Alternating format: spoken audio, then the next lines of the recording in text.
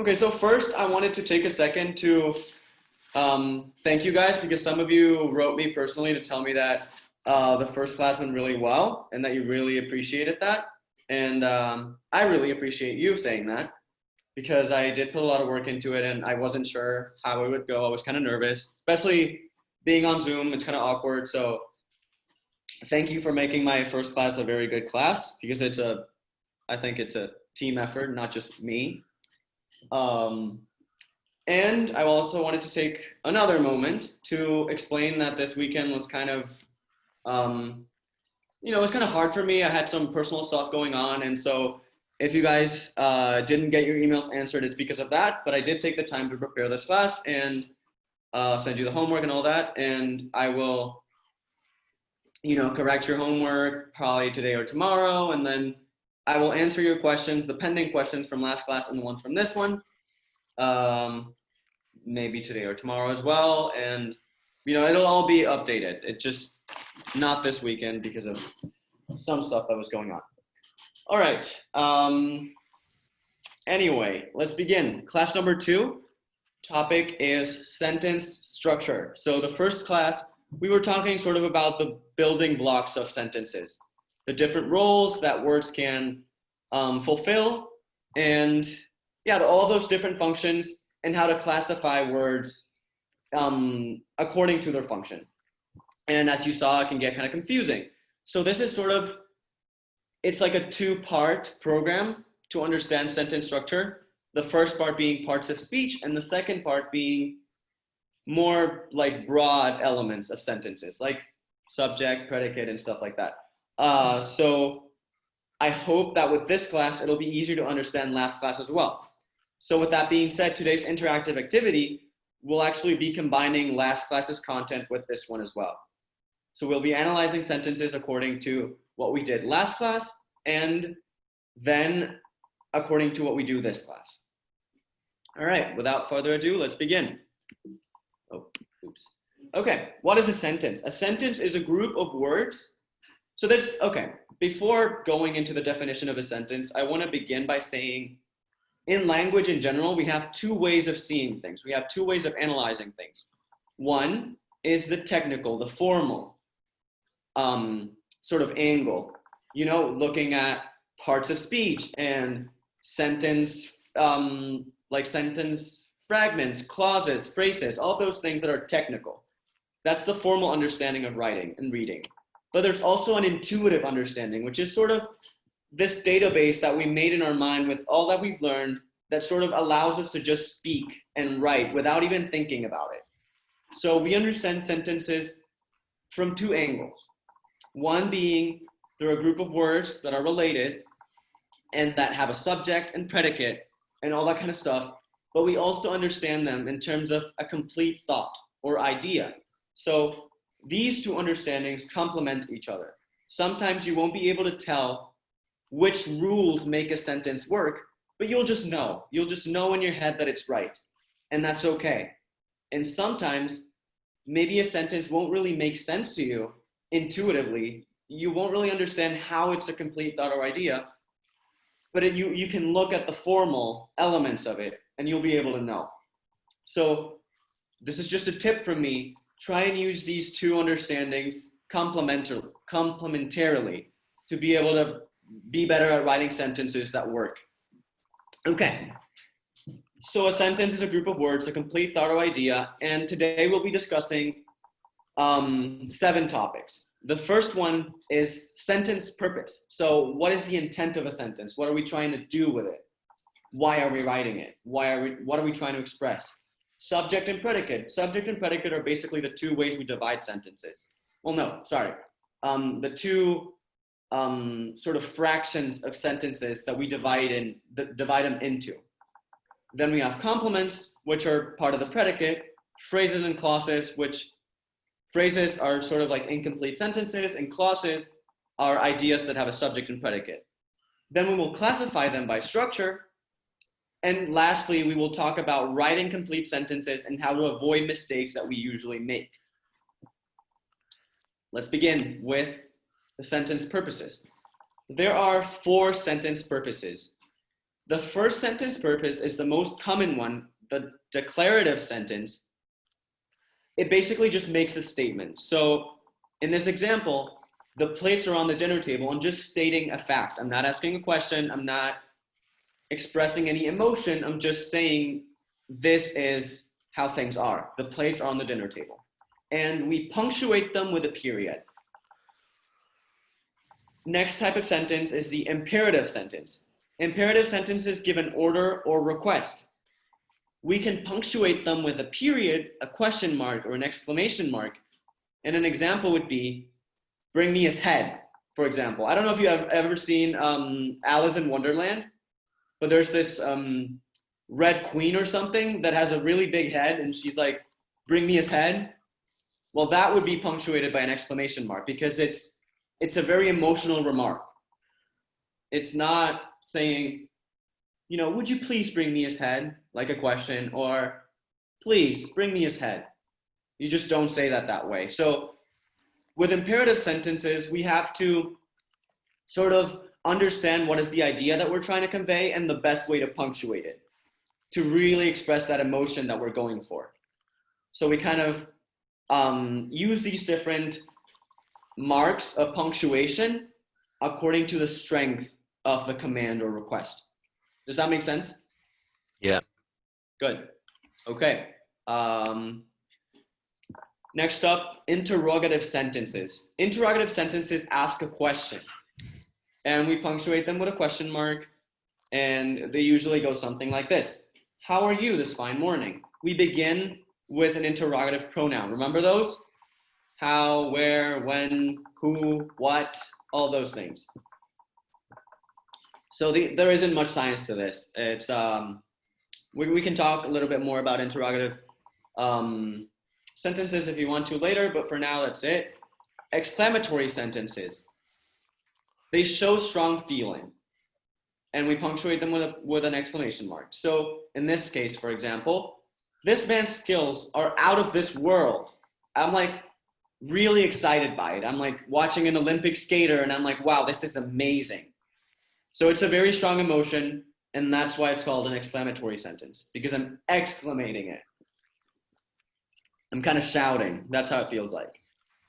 All right, so these are the 4 types of sentences. Let's move on to subject and predicate. Let's begin with the sentence's subject. So the simple subject is what the sentence is about. It's no, it's not a single word. I'm sorry. It does not include modifiers. So, for example,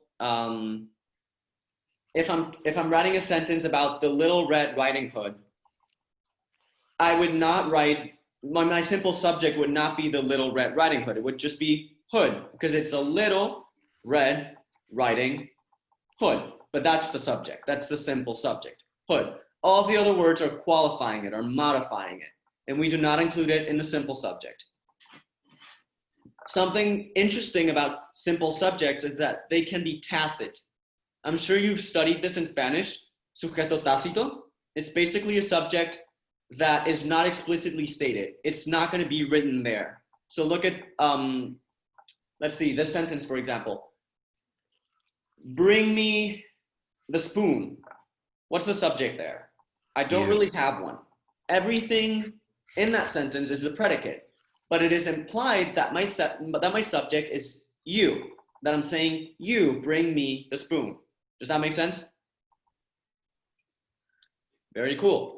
Okay, so an example of a very regular sentence with a simple subject is, I have a blue elephant. The word I is my simple subject. It takes no modifiers. All right, compound subject. Something to understand about the compound subject is that it's also called compound simple subject because it's still a simple subject in that it doesn't take modifiers. So in this case, the compound subject is just 2 words, 2 nouns or pronouns or more of equal rank that act as subject. So in this case, apples and oranges are my favorite fruits. Apples and oranges, 2 nouns of equal rank act as my subject. A complete subject is the subject plus all modifiers and identifiers. So in this case, The little house on the hill is beautiful. So the words here, look, hill is my simple subject. The is an article. Little is an adjective. Oh, I'm sorry. Hill is not my subject. I'm sorry. Let's begin again. House is my subject, my simple subject. The is an article. Little is an adjective. And on the hill is a prepositional phrase acting as an adjective. It's all describing the word house. Does that make sense? Okay, so the whole thing is still called a complete subject. Perfect. The sentence is predicate. So the sentence is predicate is basically the verb phrase describing an action or condition of the subject. The simple predicate is only that without any modifiers. So in this case, I ran towards the finish line. The simple predicate is only the verb ran. Towards the finish line is all modifying the predicate or the subject, so we don't include it. A compound predicate is also a compound simple predicate because it does not include modifiers, but it includes two or more verb phrases. So in this famous sentence or quote, I came, I saw, and I conquered, we have three verbs that are of equal rank and they're all part of a compound predicate, but they have no modifiers. So it's still a compound simple predicate. Now going on to the complete predicate, that includes the predicate plus all modifiers. An example would be, I feel short of breath. Only I is my subject there because I say the word feel and I can ask, how do I feel short of breath? Right? Okay, so all of that is a complete predicate. Do you guys have any questions thus far? And I'm gonna actually go back to, to the 4-sentence purposes if you have a question about those, and then if you have a question about subject and predicate and what we just talked about. Go. Teacher, I have one question. Yes. It's more clarification. So I didn't understand what does modifier mean? That I didn't get. Yeah, a modifier is sort of it's a broad word. It includes many different parts of speech and is not really specific. It's modifiers is sort of self-explanatory. It's just modifying the simple subject or modifying the simple predicate. In this case, for example, if house is my simple subject, the little is modifying house, on the hill is modifying house. So they're all modifiers and they're included in the complete subject, but not the simple one. Does that make sense?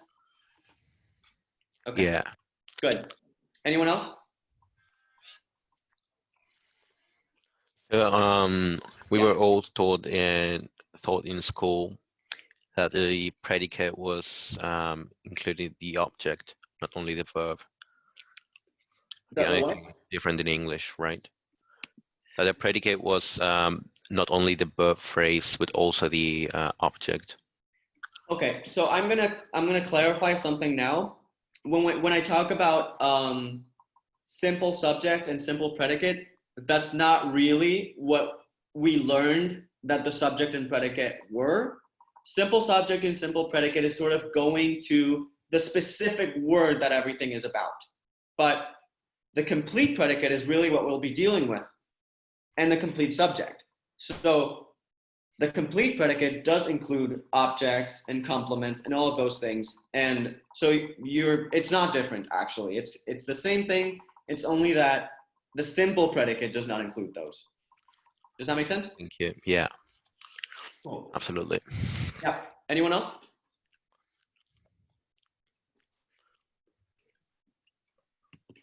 All right. Let's move on. Placement of subjects and predicates. So something that's worth noting is that subjects and predicates do not have one immovable structure. They can be written in different orders. We can arrange them differently. So the original, the normal, the regular arrangement would be subject and then predicate, like in this case, your mom is an agreeable woman. Your mom in blue is the subject, is an agreeable woman is the predicate. That's the easiest way to understand a sentence, right? So, but then we have some trouble when we get either of these two other structures, the inverted structure being predicate and then subject. For example, in this case, trampling into the courtroom came the defendant. This is something that we would see a lot in literature, in like old texts. It's a strategy used a lot in advanced writing, but it really is nothing to, you guys have nothing to be afraid of, really, when you see this, because what we do is we just flip it around to see what the subject and predicate are. Flip it around and see it like this. The defendant came trampling into the courtroom, and it makes much more sense that way. Cool. Hello, Leo. Yep. It's nice to see you here. Third, we have what I like to call the sandwich arrangement, which is a little bit weirder still, because we have predicate, subject, and then predicate again. So this is interesting. And in this case, for example, we have the sentence, yesterday night, we decided it was over. So again, the way we understand this sentence is we try to flip it around and arrange it in a regular style. So we decided it was over yesterday night. And it makes much more sense then. So this is nothing to be afraid of, but you will find all of these kinds of sentences. So this was something that was definitely worth talking about a little bit. Anyone have any questions about this? Because this can get confusing at times.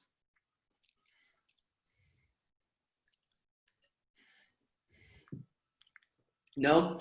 All right, let's move on. Now we're getting to what you were talking about, Gerardo. Complements. Complements are part of the predicate, and they are words that complete the meaning of the verb. So we have objects. Objects follow action verbs in the active voice. You remember what action verbs were and what the active voice was? Mm-hmm. Okay. Yep. It's sort of like the simplest type of sentence we can write, really. And there's two types of objects that complete the meaning of a verb. Direct object and indirect object. And we classify them according to what question we're answering. How does this work? Direct objects answer the question what or whom. So for example, we have hit the ball. And we ask the question, hit what? The ball. And that's how we know it's a direct object. Or for example, if I said, hit my friend, hit whom? My friend. It's a direct object. Does that make sense? Good. Indirect objects answer the question to whom or for whom. In this example, we have bring me the equipment. So if I asked what the direct object in the sentence was, bring what? The equipment. That's a direct object. So what's me doing? Bring to whom? To me, right? So that's how we identify an indirect object. It doesn't directly answer the question. It's like, for whom am I doing this? To whom am I doing this? Right? Does anyone have any questions about this?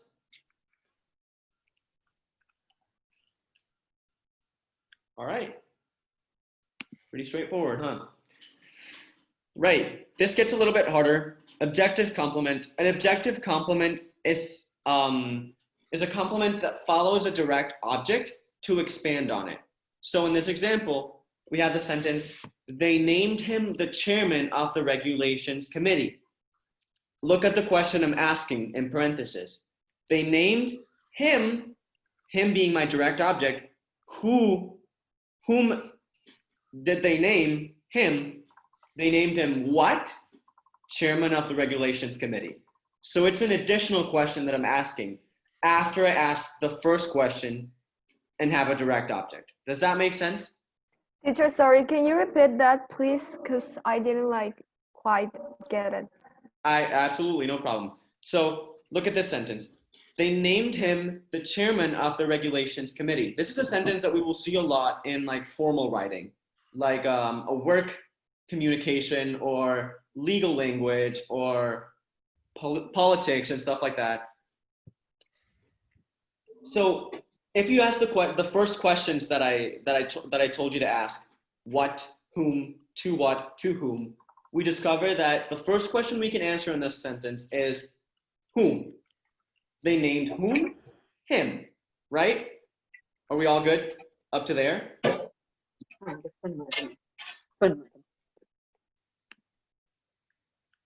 Okay.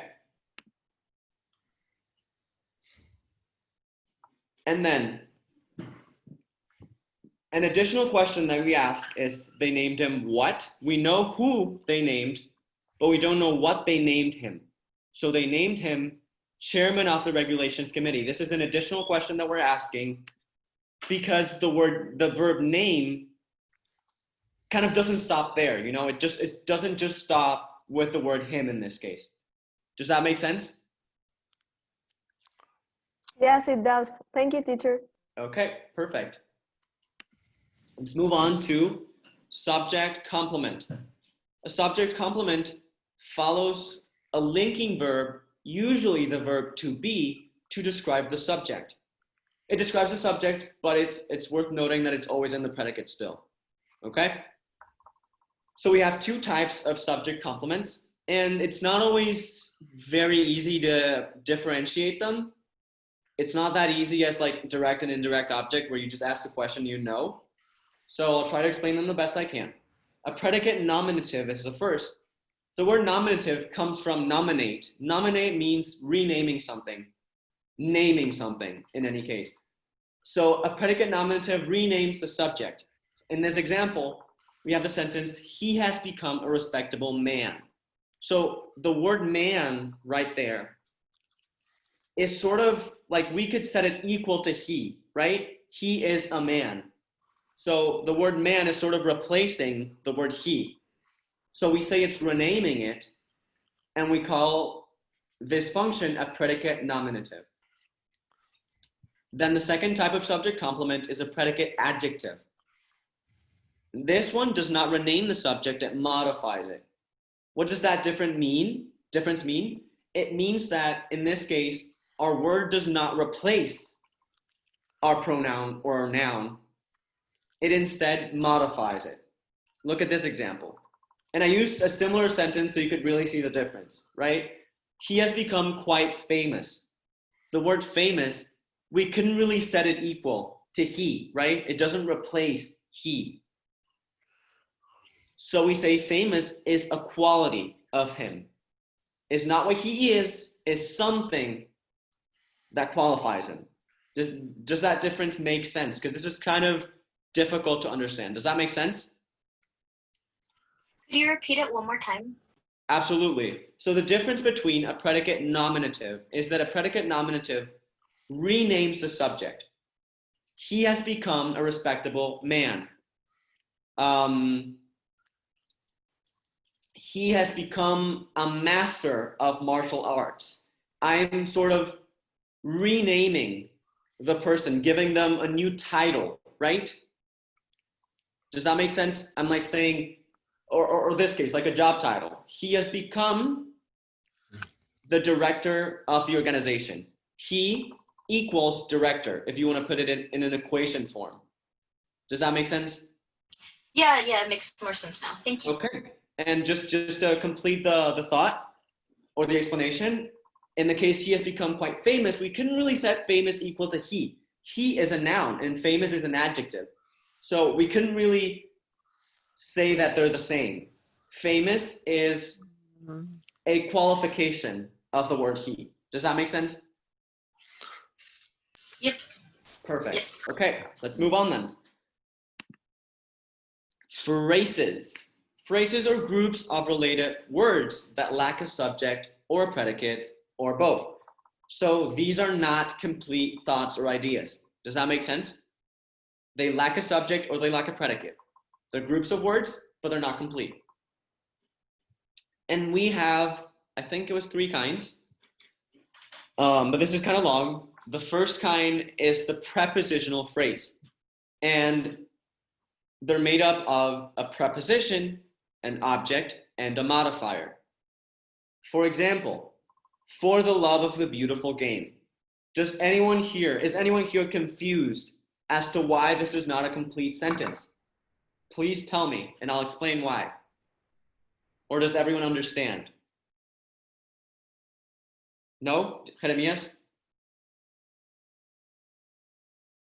Okay. By the way, you can unmute yourself so that I can actually listen to you. Now, like you said, can you tell me why this is incomplete? And I'm saying that I don't know why. So Yeah, absolutely. Just make sure that you tell me, like, unmute yourself and tell me, because otherwise I may not be able to see you. Okay, so yeah, this is not a complete sentence. Why? Because 1, we do not have a subject. The prepositions imply that there's something before, like I bang my head against the wall. If I said against the wall, I would be missing something. I would be missing something before against to tell me what is against, right? What is against what? A preposition implies something before and something after. Does that make sense? Okay. Well, either way. And there's a second reason why this is not a sentence. It does not have a subject, but it also does not have a predicate, because a predicate is action or condition. And we really don't have any verbs explaining anything happening. So,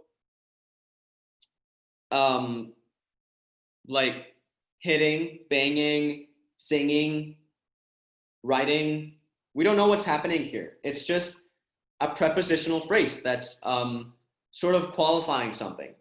In this case, this is an interesting prepositional phrase because it's actually 2 prepositional phrases, if anyone noticed. We have 2 prepositions, for and of, and these are actually a prepositional phrase and then a prepositional phrase of the prepositional phrase. So, for the love of the game, of the beautiful game. For the love, for is our preposition, the is our article, and love is our object. Of is another preposition, the is an article, beautiful is an adjective, and game is a noun and the object. Does that make sense? You can like stack up prepositional phrases. There isn't really a limit unless as long as the sentence makes sense. Does that make sense? Yeah, okay. Let's move on to appositive phrases. Appositive phrases are nouns or pronouns that explain or identify another noun or pronoun. Like in this example, Antonio Contreras, the state representative, and basically this is sort of, I don't know if this is kind of brings you back to this other concept, but it's kind of like a predicate nominative in that we're sort of renaming, right? We're renaming the subject, only that this is actually part of the subject, which is the difference, right? But we're basically qualifying, no, not qualifying. We're qualifying or identifying who Antonio Contreras is. We're putting forth additional information about him. And appositive phrases can actually be classified again. And I didn't put this into a slide, so I'm just going to talk about it. So listen well and try to take notes. They can be qualified into essential and non-essential. What does this mean? Essential means that we need them. We need it there for the sentence to make sense. A non-essential one, we don't need it there for the sentence to make sense. So how we identify them is an essential piece of information, an essential appositive, will never be separated by commas. We will have it in the same sentence with something, with a word such as that. Like the senator that wrote this bill, that's an appositive phrase, and it's necessary to really understand the sentence. So we don't put it between commas. Does that make sense? Okay. And when we have the non-essential kind, we do what I did in the example, comma, blah, blah, blah, blah, blah, comma. Because these commas mean that we really could just sort of grab this and delete it from the sentence and it will still make sense. We just want that additional piece of information to create a little bit of context. But it's not vital. Does that make sense? Any questions about, these two types of phrases?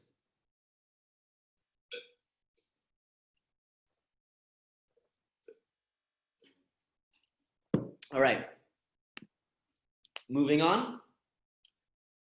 Verbal phrases. Verbal phrases are phrases that use verb forms. There's not much to them, seemingly, but they can get a little complicated. So we have, what are two types of verbals? Infinitives, which we write as to and the participle. So for example, to be, to read, to excite, to run, to write. All of those things are infinitives, like escribir, actuar, and all that stuff. Infinitives can act as nouns, adjectives, and adverbs, or adverbs, sorry, not at the same time, but in different situations. They can indicate time by using the auxiliary verb plus the past participle. So this is kind of tricky, but we can say, let me see, to be reading. That's like expressing a time. It's not just to read, to be reading. It's saying it's in the present. Or to have read. It's still an infinitive, but it's explaining that it happened in the past. You know, to have read. All right, this is kind of complicated, so we'll see how much I can get you to understand this. I'll go through the verbals and then I'll open the floor to questions because I'm sure there'll be several. So I'll move on to, oh wait, I didn't say my example. The example is, to win this tournament is my one desire. So can you see that to win here is not really a verb? To win this tournament is actually acting as the subject of this sentence. Does that make sense? Yeah, because I'm talking not about winning, not that I'm winning. I'm not expressing that I'm winning or that I will win or that I have won. I'm expressing that the idea of winning this tournament is my one desire. Does that make sense? Camila, I see you like, I'm gonna wait until you finish and then I All right. So let's move on to gerunds. Principal part plus the suffix ing. Gerund phrases can act as nouns. And an example of how to use them is, kayaking around the lake is so much fun. Kayaking around the lake is actually acting as a noun here. Kayaking is not expressing something that is happening. The verb is my verb here. Kayaking is really a noun. We're talking about the idea or the action of kayaking. We're not talking about I am kayaking, I will be kayaking. Does that make sense? Okay, so the way we sort of use these two infinitives and gerunds is we sort of we sort of alternate, not alternate, I'm sorry. They have sort of different usages, but it's kind of it's difficult to describe and I don't want to confuse you. So we'll leave that pending for now. Like, we're not really going to go into it, but they serve similar purposes. And it's sort of, they do a different meaning, but it's kind of hard to explain. So maybe I'll get back to that, or maybe you'll just have to look it up yourselves. All right. Oh yeah, sorry. Let's questions about infinitives and gerunds. Camila, can you please explain the infinitives again? Maybe this one last time. Yeah, absolutely. So infinitives are talking about the idea of doing something. Does that make sense? Look at this sentence. Yes, it does. Yeah. I love to write. I love the idea of writing. I love the thought of writing. They're sort of the same thing, right? They're expressing the same idea. So they're kind of, you can kind of understand infinitives as the idea of doing that thing, right? Okay. Yep. Does that make sense? Yes, it does. Yeah? Does it make sense to everyone else? Cool. Good. And Gurens, I think now that I'm thinking about it, I think the difference is that infinitives talk about the idea of an action and gerunds talk or express the action itself. Kayaking is the action itself. It's not the idea of kayaking. It's kayaking itself. I enjoy kayaking. But it's not the same as I enjoy the idea of kayaking, you know? So I think that's the difference between gerunds and infinitives. You can't really replace to win this tournament with winning this tournament without changing the meaning of a sentence slightly. It's not very visible or very perceptible, but it's a slight change that does happen. And that's as far as I can go. I can't really explain it more clearly than that. So if it's still not clear, I suggest that you go look it up and try and clarify it for yourself. Okay, thank you, teacher. I got it now, actually. No problem. No problem. Let's move on. Oh, and by the way, this stuff, it's hard. I don't really have it down. As you can see, I struggle to explain it too. So don't worry if you feel like all of this stuff is kind of, you know, hard to understand or hard to apply more than understand, maybe. All right, so let's move on to clauses. Clauses are groups of related words too, but unlike phrases, they do have a subject and predicate. Now, the fact that they have a subject and predicate does not mean that they're complete thoughts or ideas. Remember how I told you there's two ways of seeing, of analyzing writing? In this case, these two sort of scopes, or no, these two sorts of analyses that we can make or do are very important, because we can only distinguish clauses from, we can only distinguish independent and subordinate clauses by doing this analysis of, are they a complete idea or not? It's not just about the formal, it's also about understanding, does this express a complete idea or does it need something else to make sense? Okay, they have a subject and predicate. An independent clause stands by itself. Example, Alan is back from work. And then a subordinate clause is an incomplete thought. It's introduced by a subordinating conjunction or relative pronoun, and that signals that it is an incomplete thought. But it usually is easier to just ask ourselves, does this make sense on its own? Or is something there implying that I need something else to make it make sense? Does that make sense? Okay, so subordinate clauses can actually be classified into many other things again. So that's why I don't have an example here, and I'll have several on the next slides. So first type of subordinate clauses is an adjective clause. It modifies a noun or pronoun and begins with a relative pronoun or relative adverb. For example, the newspaper that ran the story about government corruption, in this case, we begin our clause, which is that ran the story about government corruption first, before I go into analyzing the clause. Does everyone understand why the underlined part is not a complete sentence? Yeah, because it doesn't have a subject, right? Yeah, exactly. No, yes, you're right. And it doesn't have a subject, but the word that in this case gives us sort of the hint that it depends on something else, because that here is explaining something. So if we don't have the subject, we don't have the part that comes before, that what? You know, what are we explaining? We're explaining something, but what are we explaining? Okay, so analyzing it, that is our relative pronoun that introduces a clause, and we're basically explaining what the newspaper is. We're adding information about what the newspaper is. And it acts as an adjective because it's modifying or identifying it. Does that make sense? Cool. Adjective clauses can be essential or non-essential. So give me a second. I'm actually going to look this up in my book that I'm using. Let me see. Non-essential. Okay.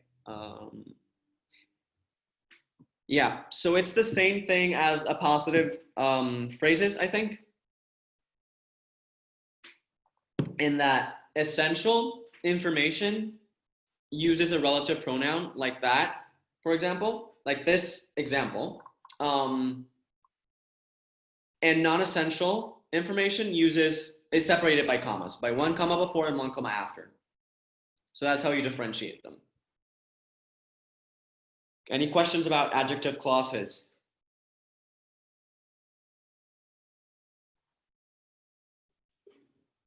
All right, let's move on. Adverb clauses. Adverb clauses, just like adverbs. So the fact that they're called adjective clauses, noun clauses, or adverb clauses mean that they fulfill the same role as an adjective, a noun, or an adverb. The only difference is that because they're groups of words with a subject and predicate, they're clauses, but they still fulfill the same role. Does that make sense? Cool. So the adverb clause is just like an adverb, answering a question of how, when, to what extent, or why. It begins with a subordinating conjunction. Do you remember these? Sort of? Kind of? Subordinating conjunctions? No? Okay. Anyway. All right. For example, she was running faster than I'd ever seen. So in this case, the subordinating conjunction is than. It doesn't begin with a subordinating conjunction, but I'll spare myself that. Oops. All right. Elliptical clause is a kind of adverb clause, but the difference is that part of the clause is omitted. So if I modified this example, I would say she was running faster than me. And that would be omitting a part of the clause because the complete sentence would be she was running faster than I was running. Does that make sense? Okay, cool. Any questions about adverb clauses? Nope. Okay, let's move on. Noun clauses. They act as a noun. And they have many, many, many different roles that I actually wrote down, but they were too many to write in the presentations. So I'm just going to read them to you now. They can act as a subject, as a predicate nominative, as a direct object, as an indirect object, and as the object of a preposition, and as an appositive. So they can act as many things. But yeah, so they act as a noun, and they begin with an interrogative pronoun, a subordinating conjunction, or the word whose. That's a relative pronoun, by the way. For example, we will award whoever finds the lost cat $1,000. Our noun clause is whoever finds the lost cat. See that there's a subject and a predicate. Whoever is a subject, finds the lost cat is a predicate. But it's also clear that it's not standing alone, right? So it acts as a noun, basically. Who will we award it to? Whoever finds the lost cat. So in this case, can anybody tell me what type of complement the underlined portion is? I think it's Can you repeat the question, teacher, please? I didn't listen to it. Yeah, no problem. And I understand that this is kind of difficult, so I'll just answer it myself. The way we actually find out what type of complement this is by asking a question, remember? Whom, It's indirect. what, to whom, for whom. So asking those questions, what is this? Well, I think what is the lost cat? The lost cat is what, so that's a direct, and like whoever is whom, so it's indirect, maybe. Yes and no. And let me tell you why. You're right about whoever. However, this whole clause is acting as one noun. You know, it's all in the same role. They're all together one noun. So the lost cat is not being awarded. We don't award the lost cat to whoever. It's not, the lost cat Oh, isn't the yeah. prize we're awarding. We're awarding $1,000. $1,000 is the direct object. Does that make sense now? Yeah, it does. Thank you. To whom are we awarding it? Whoever finds the lost cat. Because finds the lost cat is a qualification of the word whoever, right? So this whole thing is an indirect object, and $1,000 is the direct object. Does that make sense? It's getting complicated, isn't it?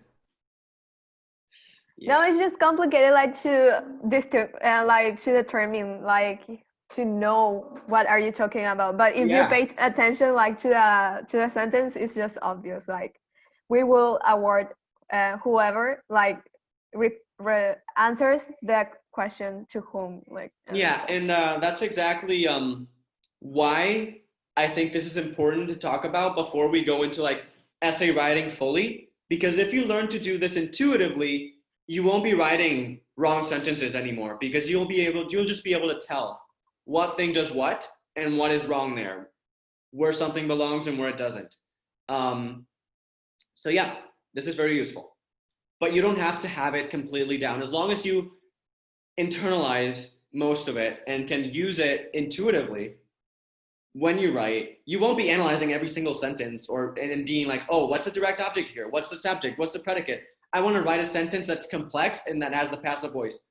Maybe you probably won't do that. What I'm giving you here is just the tools to be able to express any kind of thought, all the different ways that you can express thoughts and all the different roles that you can have words fulfill in the same sentence. All right, let's move on. Classifying sentences by structure.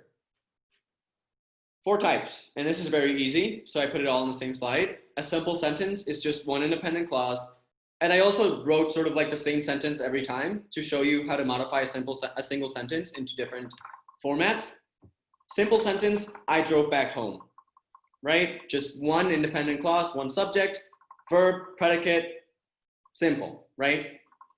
Compound sentence has 2 or more independent clauses. For example, I drove back home and gathered what I needed to leave. Both of those sentences are independent ideas. They can both stand on their own, but they kind of look good together, right? So we do a compound sentence with 2 independent clauses. And can anybody tell me what and is here? What part of speech is and? A conjunction. What type of conjunction? I don't know. I just know it's from the Coordinated? fanboy. It is coordinating. Coordinated? Yep. I don't know who said it. 3 people said it, but yeah, it is a coordinating Extra conjunction. point. Who said it? Extra I point. was one of them. I don't know who was the other. It was a girl. I know that. I think it was Leah, but I'm not sure. No, it was me.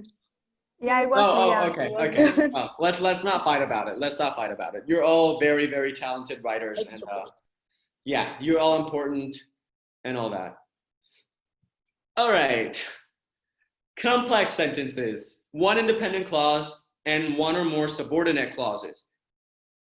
In this example, I drove back home so that I could get what I needed to leave.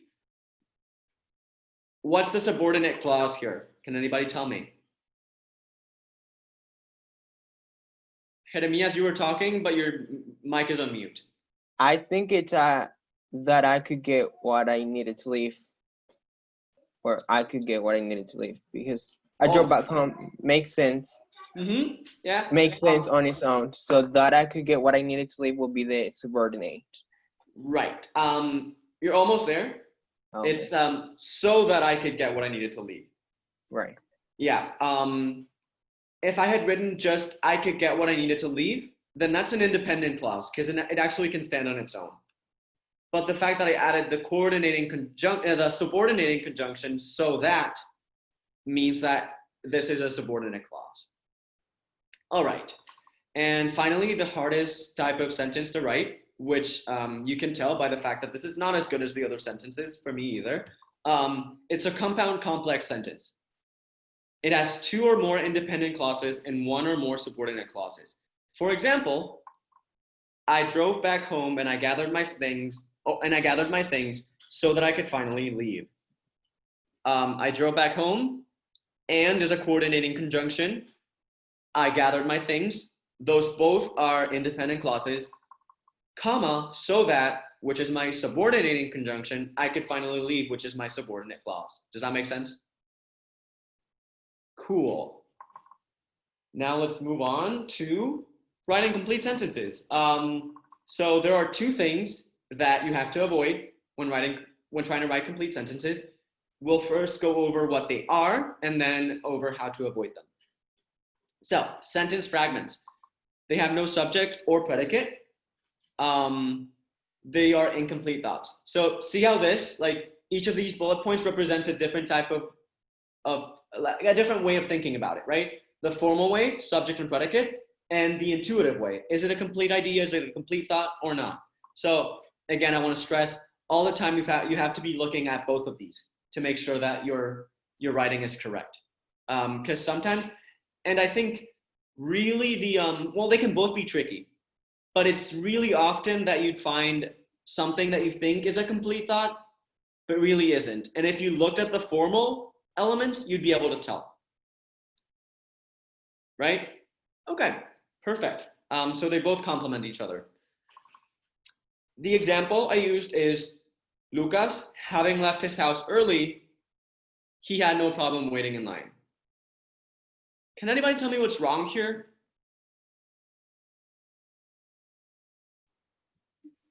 The punctuation is wrong. Like it shouldn't be a period. Okay, and what should it be? A A comma. comma, Mhm. or maybe a conjunction. Yeah. Yes. You should use absolutely. a superlative. Yeah. Diego? You should connect it by other ways, such as subordinate sentence instead of that there. Interesting. You guys are moving ahead on schedule. Okay, so yes, you're right. The punctuation is what's wrong. And we can fix it a number of different ways, which I'm going to get to. But I just want to make sure that you guys sort of get this ingrained in your mind. This is one of the most common types of mistakes that I'll see when I correct people's writing. You think that because you're using having left, then that's an appropriate verb form and that's an independent sentence. Guess what? It's not. Because what? Having left is a gerund. It has the ing form. It's not an actual action. It's talking about the action itself, but it's not saying I did this. It's saying that this already happened. This is not something that expresses an action. Does that make sense? Why this is wrong and why this is not a valid verb form to use in a sentence? Okay, so just to sort of bring the point home, how would we correct Lucas having left his house early to make it a correct sentence? We could say, Lucas left his house early. Lucas had left his house early. Lucas has left his house early. There's a million ways to correct it with different verb tenses, just not with a gerund or an infinitive. All right, so moving on to the tips to correct sentences. How to avoid sentence fragments. First one is it a subordinate sentence? Just combine it, right? Combine it with another sentence and make them work together, because subordinate sentences work perfectly with independent clauses, right? Subordinate clauses, sorry, not sentences. Second way is additions or rewording. So we could add, as someone said, a subordinating conjunction, and that would solve the problem. Or we could just reword it, right? We could change the verb tense, like I said. And the example that I give of fixing it is Lucas, having left his house early, had no problem waiting in line. That sounds perfect to me. It's no problem. Because we fixed the problem of having a complete sentence that didn't have a valid verb form, right? Because we put having left the house early or his house early in between commas, which means it's now acting as an adjective, right? That's what it's acting as. Does that make sense? Because I'm qualifying Lucas's state, sort of, because just check this out that I'm going to tell you. Lucas had no problem waiting in line. That's a cool sentence. That's okay.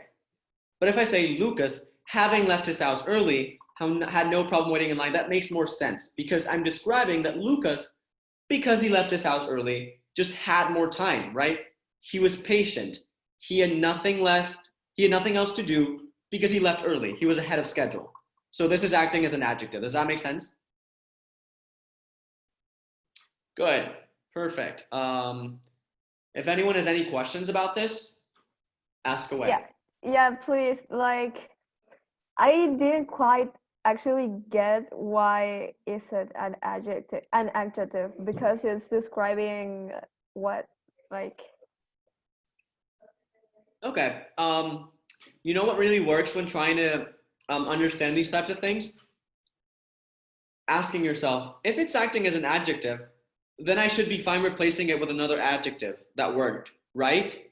And then try it out and see if it works. So let's do that. Lucas, who is very patient, had no problem waiting in line. Does that work? Perfect. Then it works as an adjective, right? Replacing with something we know and that we know works is one of the best ways to make sure something is what we think it is. Does that make sense? It's a great technique and I encourage you all to use it. Yeah, it does make sense. Thank you, teacher. Good. Everyone else clear on this? Very cool. Let's move on. Thank you. Now, second thing you have to avoid, it's sort of the opposite of sentence fragments. It's run-on sentences. So yeah, it's two or more sentences written as one. We're talking here about independent clauses that are joined together inappropriately. So they're joined as if they were a single sentence, but they're really not. You know, they're two independent ideas. And this happens when we join them with only a comma or no punctuation. Because we know that that clauses of equal rank we join by using coordinating conjunctions, right? Or in any case, we can put a subordinating conjunction to make it a subordinate clause, right? There are different ways to fix it.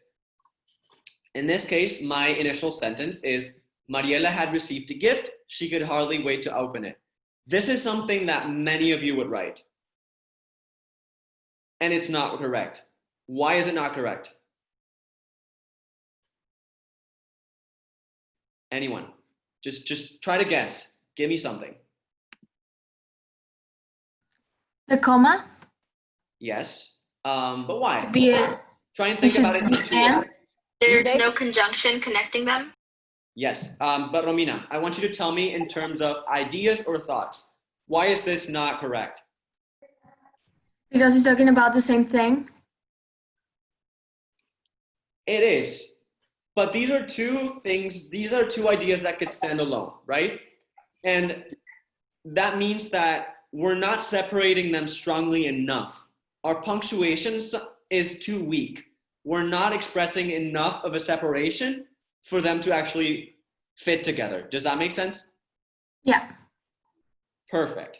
And we'll talk about punctuation I don't know if next class or like 2 classes after this. But you'll see that it's kind of complicated, but it'll make more sense to you guys how to use it. But a comma is just not strong enough in this case. That's what's happening here. Teacher, Yes. teacher. Are both of those parts are independent classes, right? There are 2 independent classes that are not well linked, right?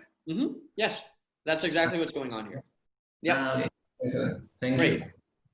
All right. So we move on to tips.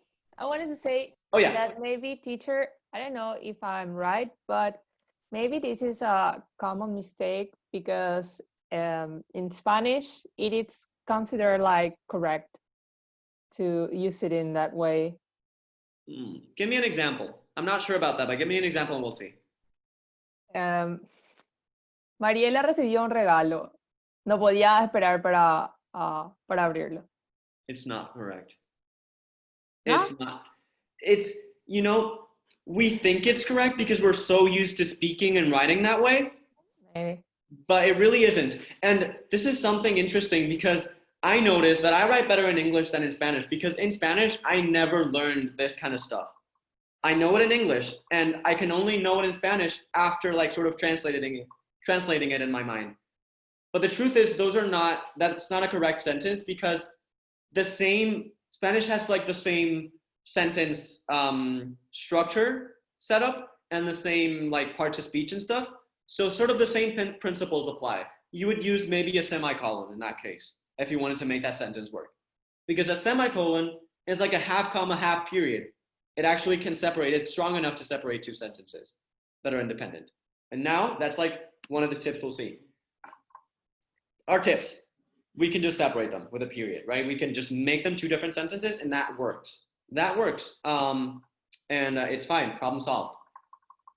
But if we want to be more skilled writers, we can learn other ways of joining independent clauses, right? In compound sentences. We can join them with a comma.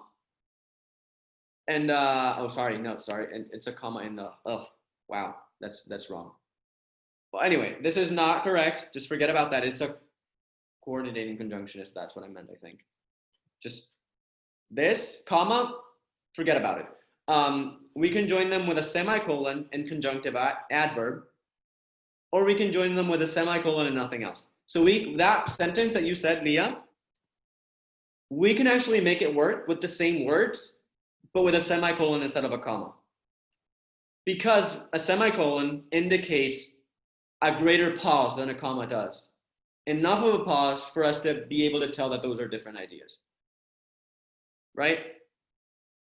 Something that really works, and I'm going to tell you now, but this is something about punctuation that I'm telling you now, and I'll tell you again when we're on that topic, is that punctuations emulate the way we speak. So reading your writing tells you which type of punctuation to use. And when you read the sentence, Mariela recibió un regalo. No podía esperar para abrirlo. You make a pause, a long pause that is not just a comma. You know, otherwise you would say, Mariela recibió un regalo, apenas podía esperar para abrirlo. And that's not really what you're trying to say. So I have a question. So Yes. how can we formulate that, sentence to be a compound sentence? Should we keep talking about the gift, or like about Mariela, or how, like, to make it a compound sentence? Because now it can be, because there's like 2 separate ideas, so we have to separate them with a point, right? I'll get to that. Like, how can we be sure of that? Like, Okay, and that's what I'm saying about joining. We have ways we join them with a coordinating conjunction or a conjunctive adverb and a semicolon, or just a semicolon. And there are other types of punctuation, like the one I'm using here, which is called a dash. Where I use Mariela had received a gift, dash, she could hardly wait to open it. A dash sort of indicates sort of an additional explanation about something, not an additional explanation. It's like, it's sort of stating a, sort of a subordinate relationship is what it's stating. the dash. And I'll explain that more when we get into punctuation. But that's an appropriate thing that you could do. You could also separate it with a semicolon. Just Mariela had received a gift, punto y coma. She could hardly wait to open it. I just thought this was more appropriate in this case. All right, so last tip, if it's an independent clause, you can make it subordinate. And that's what someone said, just adding a subordinating conjunction. Absolutely works. Absolutely works. All right. And this is all for today's lecture. If any of you has any questions, ask now, because we'll go ahead into the interactive activity right after this. Teacher, so taking that sentence I used, do you think, this is a question I just want to clarify, do you think a correct way to put these two independent sentences together and could work, like saying Mariela had received a gift and she could hardly wait to open it? Would it make sense grammatically, or is it incorrect? Okay, so here is a question that we'll tackle a little bit farther on, because this is not a question of is it correct grammatically anymore, because it is. It's a question of what's the best way of writing it. You know, what's the most effective way of communicating this thought or idea. It would be correct. It's already a question of like tone and style, and I don't want to get into that right now. So for the time being, it's correct grammatically. We would join it with, I think we would join it with a comma and is what I would do. Okay.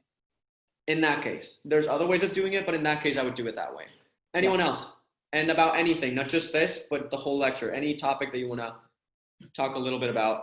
I don't have much time before the interactive activity begins. Like I'll give it 3 minutes. So I think one question or two at most.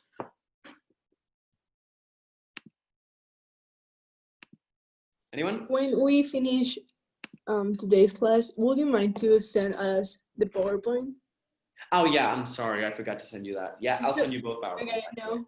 Okay, thank you. All right, so Leo? I think you forgot the last time, didn't you? Oh yeah, no, I did forget. That's what I talked about at the beginning of the class. You just weren't there. That's why you didn't hear. I'm sorry, teacher. I'm sorry. I had a delay. I'm sorry. I'm just making fun of you. It's okay. It's okay. Okay, so interactive practice, we will do sentence analysis. So as I told you, today's practice, we will actually sort of tackle both last class's topic and this class's topic.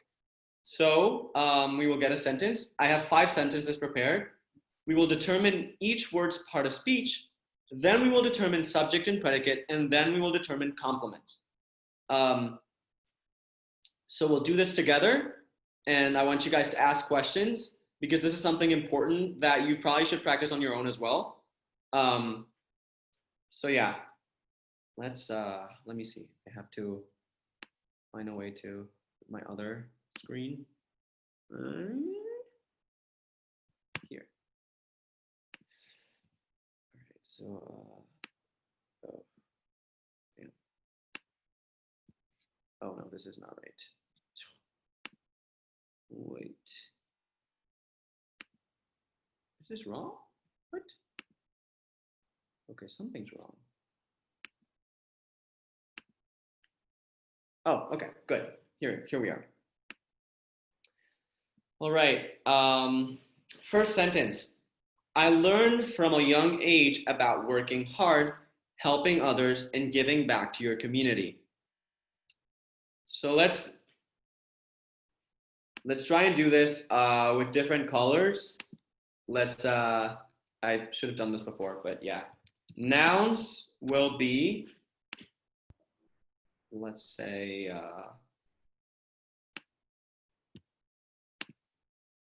green. Oh, damn. Green. Okay. Pronouns. Anyone has a color that they want to use? Excuse me, teacher, are you showing the person, like The screen? uh-huh. We can see the PowerPoint, but not the You just not can what see you're the showing us. PowerPoint. Right. I thought I was the only one. Oh, wow. Okay. Let me see. Okay, let me see. I'll just stop sharing for a second and then go to that. Does it work now? Yes. Yes. Yes, it does. You know what? I must have clicked on like my lower window or something. I don't know. I have no idea what happened. I'm sorry. So we have these 5 sentences. I'm first gonna put up like what colors will each part of speech be. Nouns, pronouns, verbs will be, I don't know. Let's do purple. Oh, it's not, that's not purple. Purple. Adverbs. If you want to start analyzing them on your own and you want to answer questions quicker, just go ahead while I put these colors up. Adverbs. Right.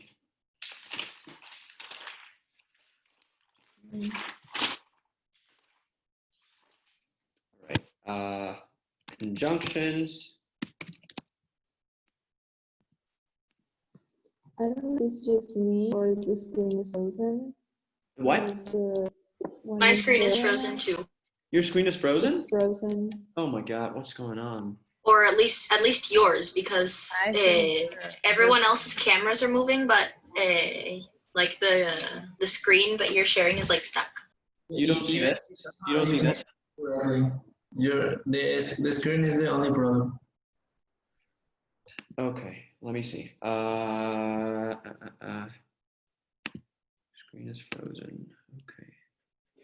Let us see this. So if I open it this way, does this work now? Yeah, it works. Perfect. Okay.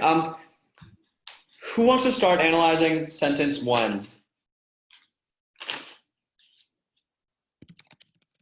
No one. Huh.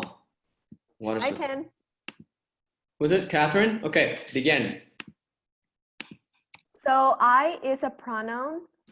Okay. I do it in blue.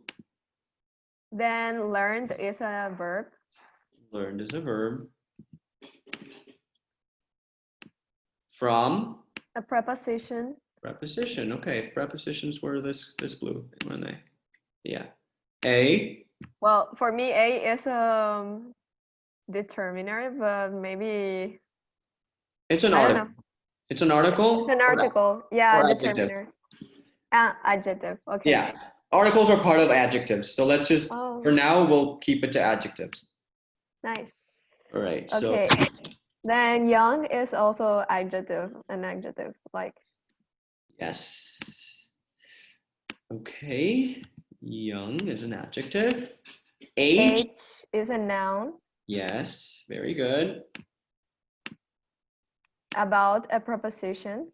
About is a preposition. You're doing great. Then working, I don't know, maybe it's like a noun. Is working like a noun, right? Yeah, it is. Very good. That wasn't an easy one. And then hard is an adjective.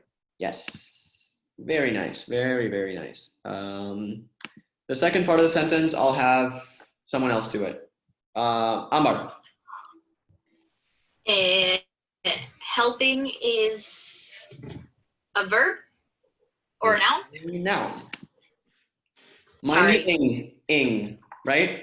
Yeah. Gerunds are Others. always nouns. Others? Okay. Others is also a noun. Yes.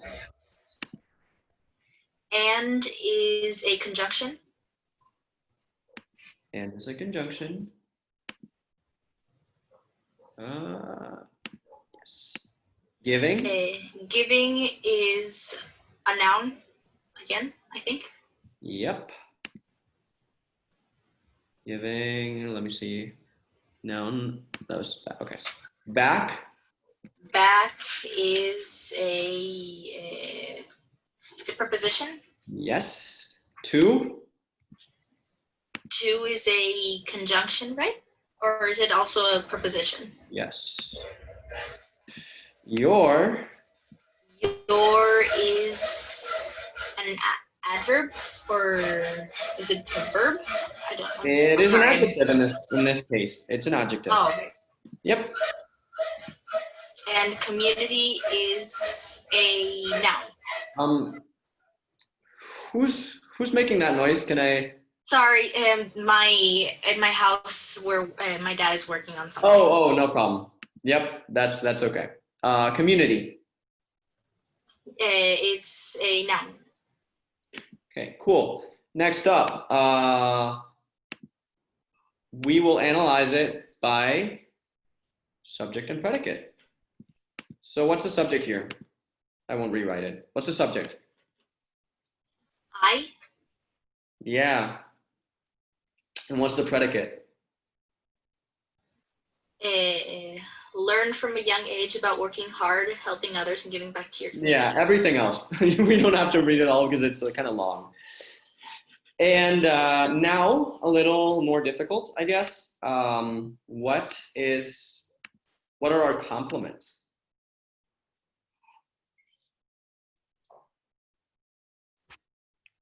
Working hard. Yes. What is working hard in this case? A direct complement. Direct object. Yeah. Very good. Then. Direct object. Then what else do we have? To whom is helping others. Helping others. And that's also that's direct object. Indirect object. It's also direct, actually. Oh, okay. Yeah. And again, what else? To your community is an indirect object? Yes. And there's one more. Giving back. Giving back is also a direct object. Now, why do we have three direct objects here? Look at this. They're separated by a comma and, which means they're equal rank, right? They're the same function here. So we learned what? Working hard. We learned what? Helping others. We learned what? Giving back. To whom? Community, right? Okay, good. All right. Taking inspiration from the wondrous luster of metallic paint, Katie's original designs will delight all who see them. I don't know. I don't think we're going to do the 5 sentences, but at least we're going to do this one and maybe one more. So next up is going to be Leah. One by one, every word. Okay. Taking, it's acting like a noun. Yes. Inspiration to. Yes. From, it's a preposition. Uh-huh. Yes. There, it's an adjective. Yep. Wondrous will be an adjective too. Luster will be, I don't know what it means actually. Okay. I know you don't know what it means, but I'm going to teach you something. You can still know what it's doing, even though you don't know what it is. Why? Because there's a preposition. There's of. And a preposition requires noun, preposition, noun. So we know luster of metallic paint. So the luster is the noun. Luster is actually, the meaning of luster is sort of like the shine. It's illustre, like something that's shiny, something that's at least sort of flashy. That's sort of what it means. Of. Preposition. Yep. And metallic will be an adjective. Perfect. And paint, it's a noun. Yep. So we have our noun, preposition, noun. These are things that you can just like be learning, so that when you see a sentence, you're just able to tell if it's correct. You know, if it's missing a noun before the preposition, it's wrong. If it's missing a noun after, it's wrong. All these little things, by practicing this kind of stuff, you'll learn, and you'll be able to write much more complex sentences without really getting it wrong. Katie's, what is this acting as now? Ooh, not that Do easy. I continue? Oh, no, someone else actually. Okay. Let me see. Gerardo, Yep. What's the question? Katie's, what is Katie's acting as? Taking inspiration from the one resource. She's a subject. Yeah, that's not really what we were asking. I'm gonna ask someone else. Gerardo, I'm gonna also tell you that the reason why I told you guys that cameras had to be on is because I wanted to make sure you were paying attention. But that's okay. I'll ask someone else. Diego? Well, I think. Katie's. What about preposition? Good guess. But I'm going to tell you, this is kind of complicated. In this case, this is acting as an adjective. Because remember when we talked about nouns, possessive nouns used as adjectives, like the city's lights? In this case, we're talking about Katie's something, right? So in this case, this is an adjective. Okay. Cool. So this one has to be a noun. Original. I'm sorry, this is still an adjective, another adjective. Yep. Very good. Designs. Yes, and there the designs is a noun. Good. Will. Then Or will delight, I guess. Will delight. Yes. Will delight, verb, both of them. And will is the what verb? Be. Well, yeah. I was asking about the what role is it fulfilling? It's an auxiliary verb. That's what we call it. Yes, you're right. It's an auxiliary verb. Cool. What is all? Noun. Yeah. Good. Yeah. Who I think is a maybe interjection. I'm not sure. It's a pronoun. It's a relative pronoun, and I want to take you back to when we learned about. Let me see. I think it was a kind of subordinate clause. Like, remember the sentence that said, "Whoever finds a lost cat." This is kind of the same thing. It's a subordinate, or no, it's a phrase. No. Yeah, it's a phrase, I think, that starts with a relative pronoun, like who. Anyway, I don't have it entirely clear, but I know that this is a pronoun. See? Verb. Yeah. Good. And then pronoun. Good. And see them, pronoun. Okay, I think we'll leave it at this because I do want to get to the essay reading. I today have an essay that I took from the Johns Hopkins Essays That Worked website. This is something that we already did last year with my friend Mariela. And yeah, it worked. So we're going to be reading. Let me see. Was it Jerry? I think it was Jerry, his name. Yeah. Jerry, whose last name we don't know because they don't put it there. Essay that's called Finding My Voice. And we'll see here. Oh my God. Wait a sec.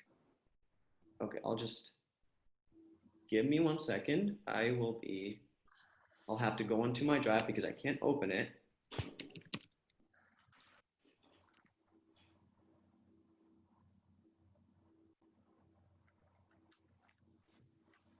Yeah, there we go. Okay, so I'm gonna read it and then I'm gonna ask each of you to ask one question about it. So be paying attention, especially you, Gerardo. Finding My Voice by Jerry. I looked up and flinched slightly. There were at least 60 of them, far more than expected. I had 30 weeks to teach them the basics of public speaking. Gritting my teeth, I split my small group of tutors among the crowd and sat down for an impromptu workshop with the 8th graders. They were inexperienced, monotone, and quiet. In other words, they reminded me of myself. I was born with a speech impediment that weakened my mouth muscles. My speech was garbled and incomprehensible. Understandably, I grew up quiet. I tried my best to blend in and give the impression I was silent by choice. I joined no clubs in primary school, instead preferring isolation. It took 6 years of tongue twisters and complicated mouth contortions in special education classes for me to produce the 44 sounds of the English language. Then high school came. I was sick of how confining my quiet nature had become. For better or for worse, I decided to finally make my voice heard. Scanning the school club packet, I searched for my place. Most activities just didn't feel right. But then I sat in on a debate team practice and was instantly hooked. I was captivated by how confidently the debaters spoke and how easily they commanded attention. I knew that this was the path forward. Of course, this was all easier said than done. Whenever it was my turn to debate, I found that I was more of a deer in the headlights than a person enjoying the spotlight. My start was difficult, and I stuttered more than I spoke in those first few weeks. Nonetheless, I began using the same tools as I did when I learned to speak all those years ago. Practice and time. I watched the upperclassmen carefully, trying to speak as powerfully as they did. I learned from my opponents and adapted my style through the hundreds of rounds I lost. With discipline, I drilled, repeating a single speech dozens of times until I got it right. Day by day, I began to stand a little taller and talk a little louder, both inside and outside of debate. In a few months, my blood no longer froze when I was called on in class. I found I could finally look other people in the eyes when I talked to them without feeling embarrassed. My posture straightened and I stopped fidgeting around strangers. I began to voice my opinions as opposed to keeping my ideas to myself. As my debate rank increased from triple to single digits, so too did my standing at school. I began interacting with my teachers more and leading my peers in clubs. In discussions, I put forward my ideas with every bit as much conviction as my classmates.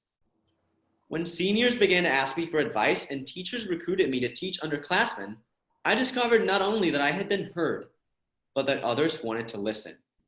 At heart, I am still reserved. Some things never change. But in finding my voice, I found a strength I could only dream of when I stood in silence so many years ago.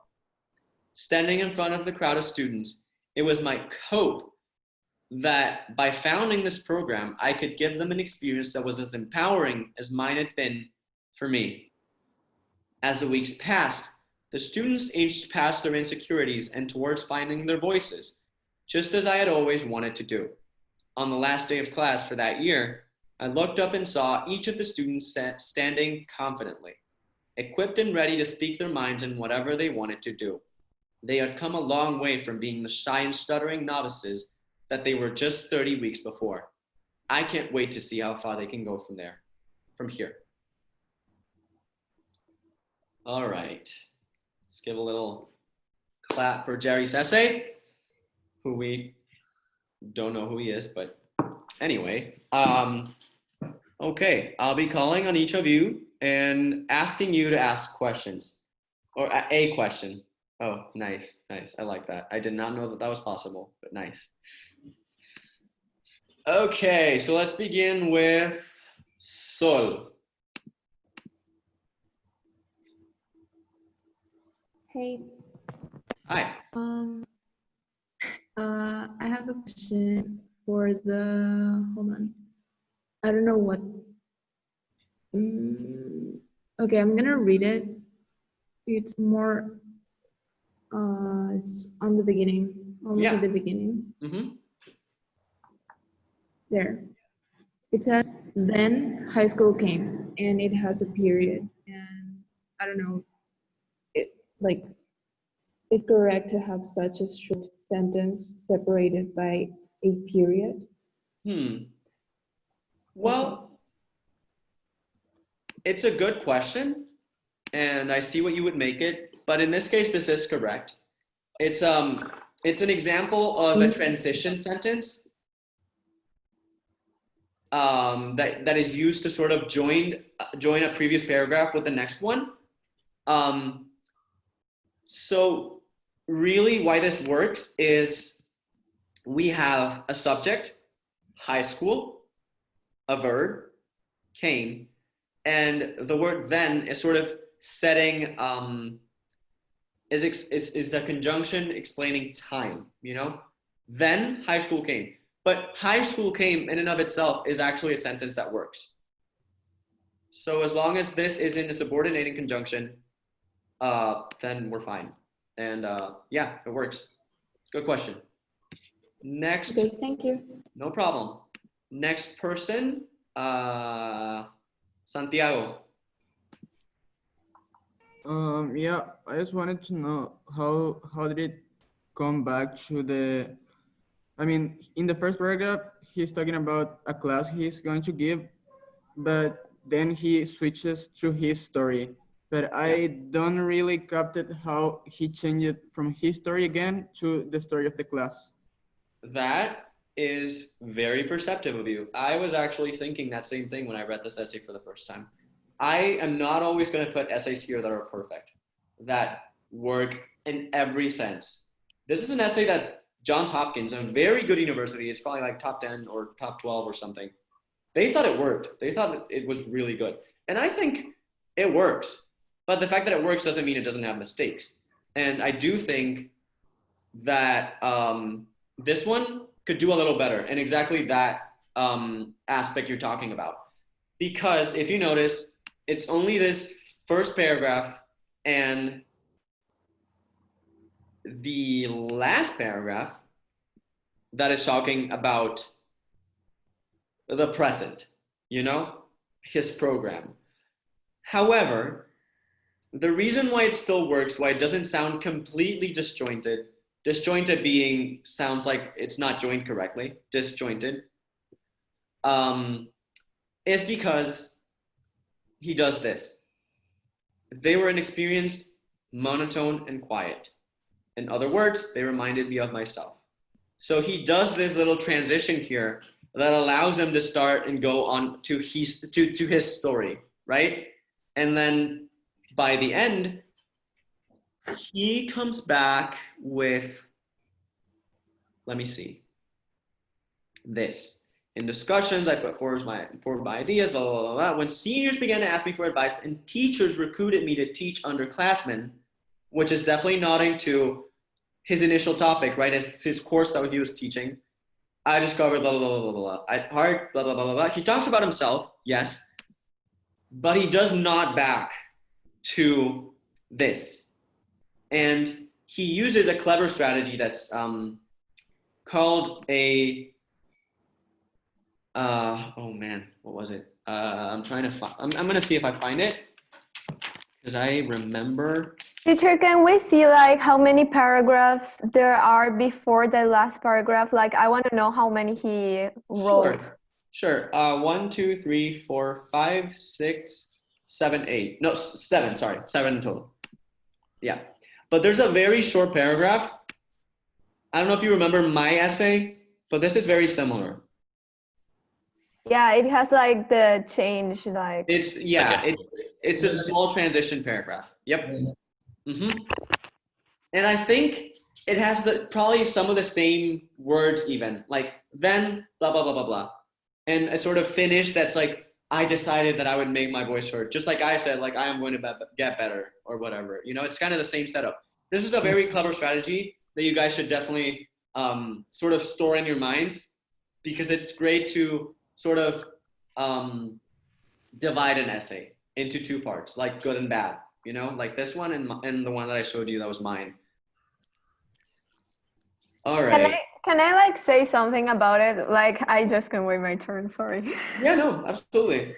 Okay, so I think this is not a that good essay because he uses like the word I a lot, like I did, I don't know what, I. And also like then, instead of looking for synonyms or using the passive voice, he's just solid stating what he did in that way. And maybe that's a little bit aggressive, like to read. Like he's like talking about me, and selfish stuff, and like you are definitely right. So I'm going to comment a little bit on this because these sort of comments and questions are a little bit longer to answer because it's not that simple. It's not that simple. There are places and places when you can use this kind of structure, and a personal essay is definitely one of the ones that I would say yes.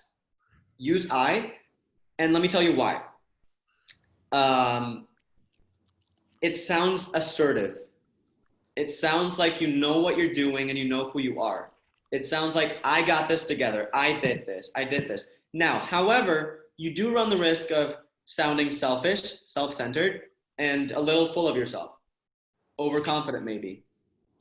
So yeah, he probably could have done without some of these. But do not be afraid of using I. It's not wrong. And in a personal essay, we do want to know what you do, not necessarily only a passive voice or things that other people did. So remember, these essays are about you. However, you're right, Catherine. He could have done with a little less eyes. Okay, next person. I'm going to have Jeremias. So the only thing that I always this is I wanted to say before saying the question that I've seen this many times and I never ask why, but now I have. It's up. Okay. It's in the part where it says, but then, and here, right here, it's Canadian School Club, blah, blah, blah, blah, but then say, right, then period, but then comma. And so I ask, why does he use period if you normally use but before a comma? Let me see. Where exactly is this? What number of paragraph? 1, 2, 3, it'll be 4. 4. Right. It's Canadian School Club Okay, packet here. search for my place, most activities just didn't feel right. Then period, but then comma. So my question specifically is why did he put the period after but if normally, well, I was taught in my school that you always use but before comma. So I just don't know. Well, in this case, but then is acting as a let me see. It's sort of acting as a conjunction, as a transition. And the reason why they're together is because their meaning, they both provide meaning to this conjunction or this transition. Because what? Then indicates time, right? This happened after that. And but indicates there's a contrast, right? Right. So we're trying to indicate a contrast in time.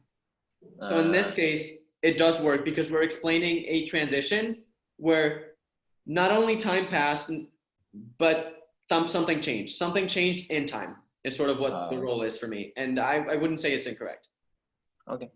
Yeah, but it's definitely not a golden rule. And it's, English gets more complicated the more closely you look at it. So nothing's black and white. So good question. Good question.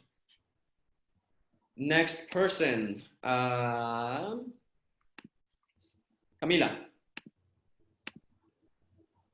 Okay, can we go to the first paragraph first, please? Yep. Mm-hmm. I just want to say that before Yeah. you were saying, okay, next person, my head was like, please don't say Camila, please don't say Camila. And then you said, it was pretty crazy. Okay, so in the third line it says, and sat down for an impromptu. I don't know what that word means, so that's my first question. Okay, yeah. Impromptu means improvised, like something that was like spontaneous. Okay, so continuing that, workshop with the 8th graders. Can I put a comma and not a period and be workshop with the 8th graders, comma, they were inexperienced, monotone, and quiet. Will that be correct? Let me tell you why it wouldn't. Okay. Look at this sentence. How long is it already?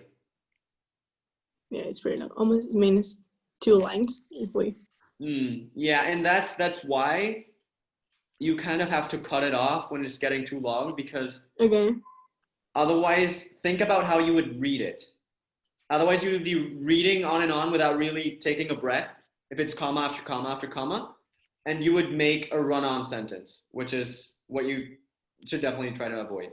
But this is not something that's like, this is more about timing and about the entire paragraph, not just a specific grammar rule that tells you when to do it and when to not do it. Does that make sense? Okay. Yes. And what if I do workshop with the 8th graders and they were inexperienced, monotone, and quiet? Would that be correct?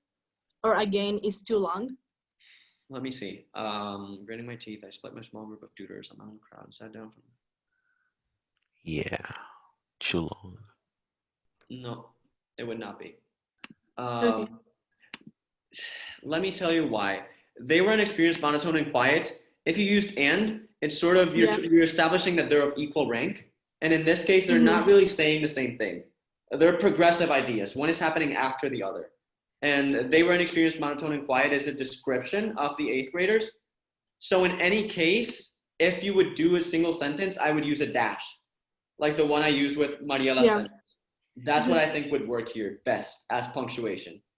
That a part of a period. Like this period works perfectly. But if not, I could use a dash, is what I would do. Okay. Yeah. Thank you. That was my 3 questions, literally. Cool. Thank you. Okay. Next person. I've called on you. Hello. Gerardo, you have a question? No, actually, I want to say that I really love the essay, and I want to comment more at the overall level and idea rather than the grammar itself. That's great. Yeah. For me, it's I absolutely love to use and I absolutely love to read that roundabout timeline. You see, like you begin with the past, you begin with the present, then you give background and go back to the present. And if the connection is good, I think it really makes an impact on the reader. Oh yeah, yeah. I agree with that. I think I did the same thing in my essay. I'm not sure. I might have, but I definitely did it on some of them. I don't remember if my Common App essay was the one I did it in. But anyway, yes, I like that because it looks like the sort of movie where you begin with like the end. I don't know if you have ever seen Megamente. Like it begins when he's falling and he's like about to get arrested or die or something. And then you go back to the beginning and then by the end you get back to that. That's great. I think it is a great technique. It's also not easy to do. So that's why connecting things correctly is one of the important things here. And that could have been better here, but I still think the essay was good and worked. All right, good comment, Gerardo. Next question for Catherine. Have you not asked yet, or yes? Can I add something more? Sure. The register and level of vocabulary was a good blend between high words. Sorry, I forgot the sophisticated words and also colloquial language. You see, most of it is really simple to read, but there are some specific words that really add detail. Yeah. So they are used very skillfully. Yeah. Okay. Thank you, Gerardo. That's it's true. It's true. You guys, you're not writing necessarily an academic paper. When you're writing a personal essay, it's not the same thing. So since it's like more emotional, more personal, it's definitely better to not use only very complex words, but also, keep it light-hearted, keep it like kind of emotional, but simple, it's kind of good to be able to see your true voice through a personal essay. So yeah, good comment. Catherine, I'm sorry. Okay, so I do not have like that specific questions, or it's just like as a writer, it really bothers me. Like, sorry, Lucas, but I don't really like this essay because it's just have so much potential. Like he did like a lot of stuff, but he didn't know how to tell that and how to make you feel like, oh my God, this is someone that changed. This is someone that grew up. Like I didn't actually like it. That's just my comment. Okay. And one of my questions will be, how can we better it? Like, what can we do to make it better? Right. Yeah. Okay. I'm gonna answer the question. Thank you. Catherine, not an easy question to answer because it's about what we should do, not describing it. So I'll try my best and in a very short answer, try and tell you what we could do. One, I understand what you would think that. I think it could have been better, but I think he's a pretty decent writer. I think it's fine. But I understand what you think. So let's see. Maybe one of the things he could do is do a better job of tying those movements in time to his personal story.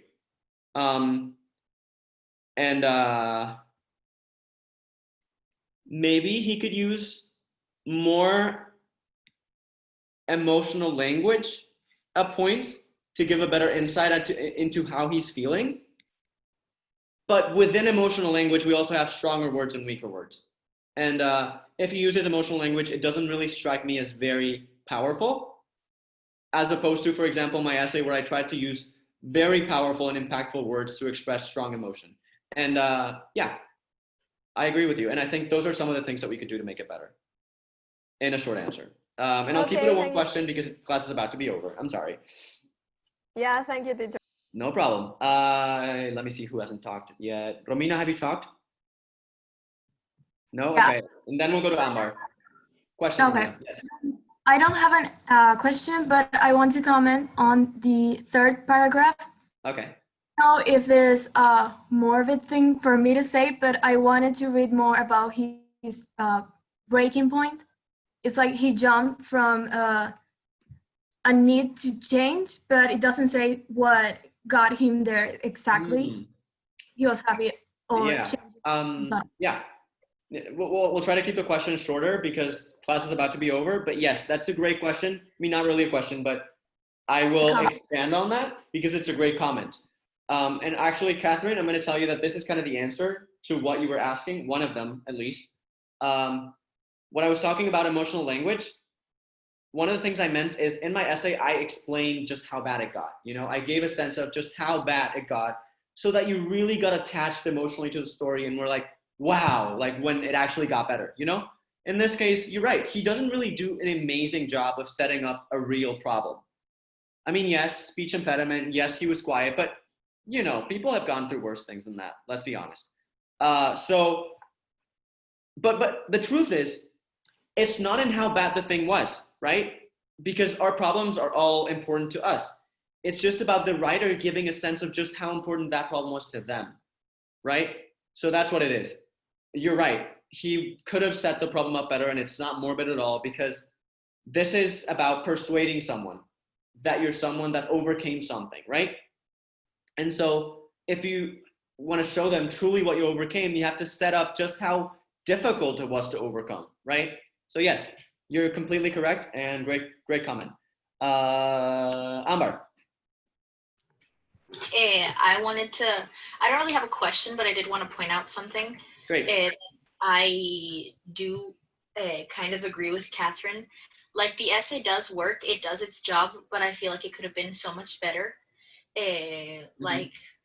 Something I like to use in my writing, at least, I like to use metaphors, and I didn't really spot many metaphors here. A bit too literal, maybe. Yeah. Like any comparisons, I didn't really find much imagery that Yeah. I couldn't find myself imagining this guy's struggles.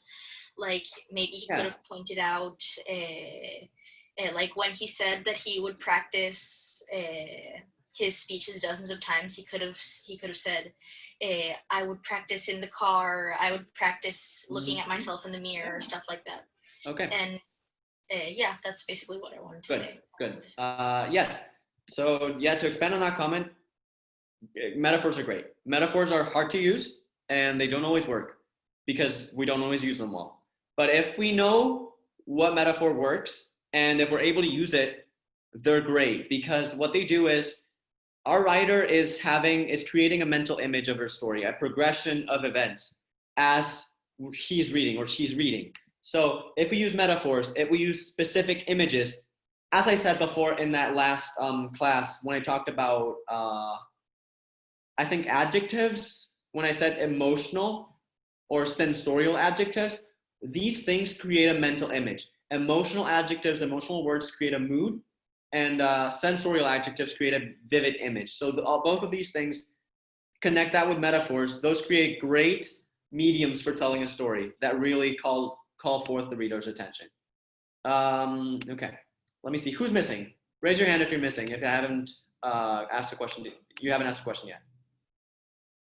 Who's missing? Anyone? Oh, Leah, sorry. Okay, I just wanted to point out that something I noticed is that, like, comparing with your essay, it was like kind of split in a half, like, but that, and it was like equally separated. And this one is like using that structure that is, I think, the typical one, like the introduction. I don't know how I can remember the name for the middle part, and the conclusion. Like, it's divided in three, and maybe this paragraph, which states that one exactly, I decided to finally make my voice heard. Okay, and that it's not like in the how do you say, in the climax of the story, like at the beginning and not really in the half. And okay, Leah, I'm gonna stop you there because I know exactly what you're saying, and I'm gonna answer your question, but we don't have a lot of time. Well, I mean, it's not a question, it's a comment, and I'm gonna expand on that. What you mean is that we don't have equal weight for both sides. And that goes exactly to what all of these other girls were saying. Catherine, and I think, who else said about the, Romina, Ambar, all of you were nodding to this. The emotion isn't clearly felt because it's like it was too easy. It feels as if it was too easy because the problem wasn't set up very skillfully. There's not enough space dedicated to the problem. There's not enough space dedicated to just how hard it was to grow up quiet, to have that speech impediment. Maybe people made fun of him. Maybe he had so much he had to say, but he couldn't, and then he went home and he overthought, and he like was in the shower and he was thinking about what he could have said and replaying conversations, and he just couldn't get it out, you know? All of those things, they're not there. And so, yeah, I agree. The weight is not equal, and that's a problem. But I really like it. Anyway, I like it. Yeah, I like it too. Anyone else? Anyone missing? No, no hands, no hands. Okay, so everyone asked a question, and they were all interesting questions or comments. I wanted to suggest an idea. Quickly. Can we analyze essays submitted by us? Like, if someone wants to share an essay and we can analyze it, just an idea to make it more relevant to us and our context. So, okay. We, at this point, before I answer this question, class is basically over. All content, interactive practice, and essay reading, it's all over. I'm just gonna answer this question, and then we're done for today. Okay, good. So, yes, I think we could do that in principle. Initially, I was actually planning on doing sort of like this, you know, essay workshops, but that was gonna come later. When I thought, like, when I had given you guys all the tools, strategies, and the concepts that you need as a base to become good writers. So my thought is that until you have all those tools, you will be better off reading essays from people that you know already worked and that they already like submitted them, because for now you guys are training for that, you know? And I know you guys are kind of later in the process, some of you have already written a lot of essays. So that might not be exactly accurate, but I still feel like I want to go through the content with you guys first and then begin to work on your own essays, if that makes sense. Yeah. All right. So with that said, class is over, and I hope you all had a great time and learned a lot. I will be here for like a few minutes if you want to ask me any questions. But class is officially over. I will send you all relevant documents after the class, probably today, maybe tomorrow.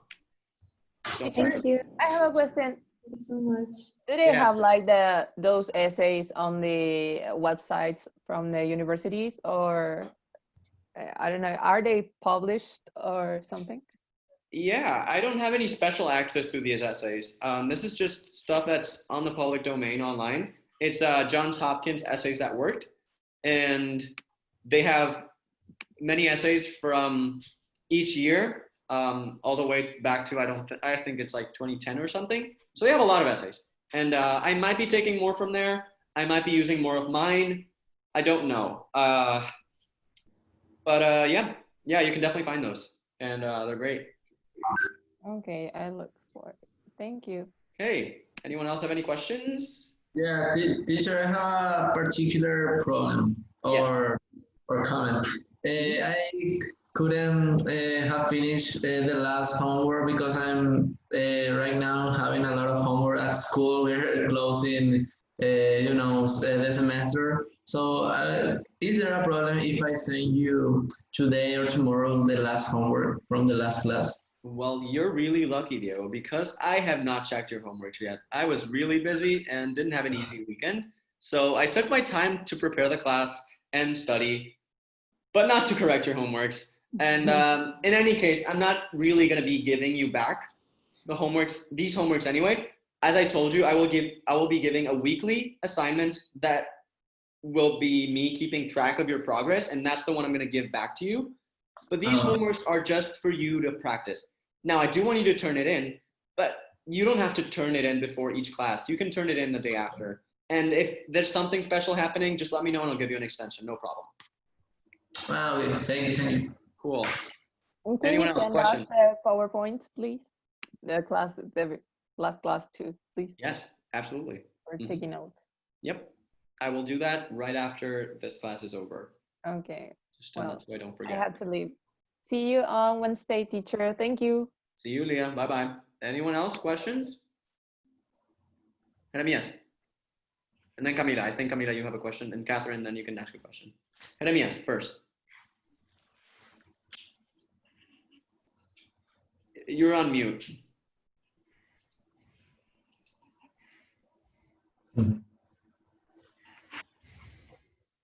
Oh, wow. Can you write it in the chat? Let me just stop sharing and I'll... Okay. Oh, about Catherine, is that it? Okay. Oh, okay. Bye-bye. Bye. Hope you had a great class, Jeremias. Next question, I think, Catherine, you wanted to ask a question, right? Oh, no, yeah. I just wanted to say thank you, teacher, because I know you're busy with stuff and I know like life's hard and stuff. So just wanted to say that. It's really mostly this class. But yeah. But I get you, so don't worry. Okay. And I just wanted to say bye too. And thank you for everything. Just that. Good. Anyone else have, bye-bye. Yes. Have a question? I have, teacher. Okay. Well, first of all, I want to say sorry because I was delayed today. That's something fine. happened. And I wanted to, if you don't mind, to ask you the first topics or subject that you were talking about before I got in the meeting. Okay, give me a sec. If anyone else has a question about content at this point, you know that I'm gonna have to give him like a short 5-minute lecture. So just ask me now before I answer his question because that's gonna take some time. Anyone else, if you have a question about content, ask me now. No, Okay. I just wanted to say thank you for the class and for the Okay. time you spent preparing your class. Bye-bye. Thank Have you a for being here. wonderful Bye-bye. day. Yeah, me too. Bye. Thank you very much. Bye-bye. Camila, you want to listen to this or? Okay, I'm going to take that as a yes. Okay, the last topic that I heard was complements. I just would like to know the previous Okay. subjects. Absolutely. Okay, let's go to the PowerPoint. I'll go quickly because obviously this is overtime. Of course. You can just give me the topics and I can research later. Okay. I don't have a problem with it. I'll send the PowerPoints, but just listen to me quickly, okay? I'll go quick. Okay. A sentence is a group of words. We can understand it both in terms of grammar, formal grammar, like subject, predicate, and all that stuff, or in terms of intuition, in terms of mental representation as a complete thought or idea. There's 4 sentence purposes that determine like what are we trying to do with the sentence, right? Declarative makes a statement and is finished off by a period. And the example would be the plates are on the dinner table. An imperative sentence gives an order or request, and it's punctuated by a period, question mark, or exclamation. For example, bring me his head. That's a strong feeling, so we use an exclamation mark. Interrogative asks a question with a question mark. How are you this fine morning? Exclamatory shows strong feeling with an exclamation mark. An example is, this man's skills are out of this world. The sentence's subject is what the sentence is about. We can divide it into simple, compound, and complete subject. Simple subject is just the specific noun that the sentence is about without modifiers. The compound subject can be more than one equally ranked noun like apples and oranges, but it still takes no modifiers. And a complete subject is the simple subject with all their modifiers. So the little house on the hill. My house, house is the simple subject. Every other word is a modifier, but it's still all part of the complete subject. Sentence is predicate, simple predicate, same thing. It's just a verb or verb phrase. So in this case, just ran. Whereas complete predicate is predicate with all the modifiers. So for example, I feel short of breath. Short of breath is not the verb. It's just all modifiers, but it's still part of the complete predicate. A compound predicate takes more than one verb, right? But still without modifiers, correct? Okay. Yes. Placement of subjects and predicates, you can have sentences arranged in 3 ways. Sentence predicate, subject predicate, predicate subject, and predicate subject predicate. And they're sort of highlighted. Blue is subject and red is predicate. And if you want to tell if an inverted or sandwich sentence is correct, you just have to flip it around, right? Like in this case, instead of saying this, you say the defendant came trampling into the courtroom. Or in this case, you say, we decided it was over yesterday night, right? Yeah. And that's compliments. So, yes, yep, that's it. I heard that part. So, first of all, thank you, teacher. I'm sorry for spending your time, but I'm really grateful for this little explanation or review. Thank you for your time, like always. Thank you. No problem. I hope you have a great rest of day, and have a good time. See you on Wednesday. Thank you. See you too. Yeah, see you. Thank you. Bye. Okay.